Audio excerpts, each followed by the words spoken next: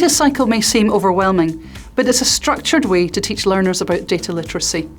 At the end, learners should be able to solve real-life problems using the data cycle. For the first stage, problem, learners are following their curiosity to find a problem to investigate. The problem could come from their learning in class, a personal experience, or prompted by something they've read or seen in the media. So, learners can use the data cycle to investigate a claim, maybe proving it wrong. For example, separating classes by gender means pupils learn better. Yes, or they may want to answer a question to find a fairer outcome for a particular group. Or maybe they'll find the answer to how many or why does questions. How many children who are older siblings go to university? Or why does the sun make you tired? The first stage is an opportunity for learners to be creative and think of new questions to answer or problem finding. They should be sceptical and be interested in finding out if that data can back up a claim.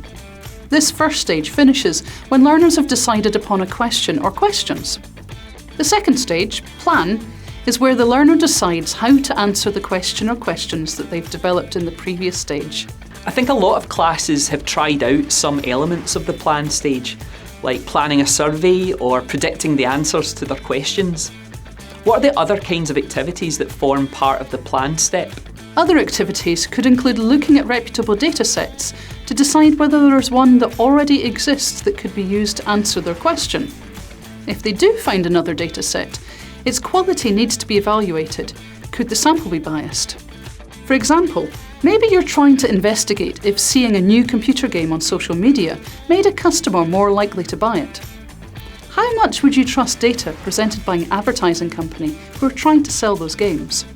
There are a variety of different ways learners can complete the plan step. It really just depends on the questions they've asked. Exactly, and if learners are collecting new data, they should consider what data is needed. Who is collecting the data? Is it humans completing a survey or an app collecting the data in the background of their phone? And also, where is the data coming from? Whose data is being collected? And how is this being done ethically without invading a person's privacy?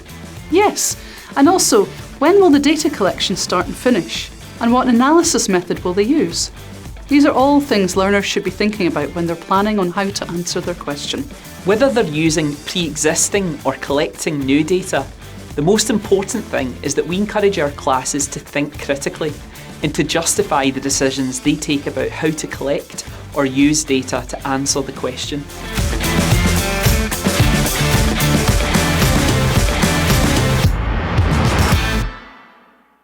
If you've found this lesson useful, then please like this video and subscribe to the channel for more videos on this topic. Check out some of the other videos that we've been working on.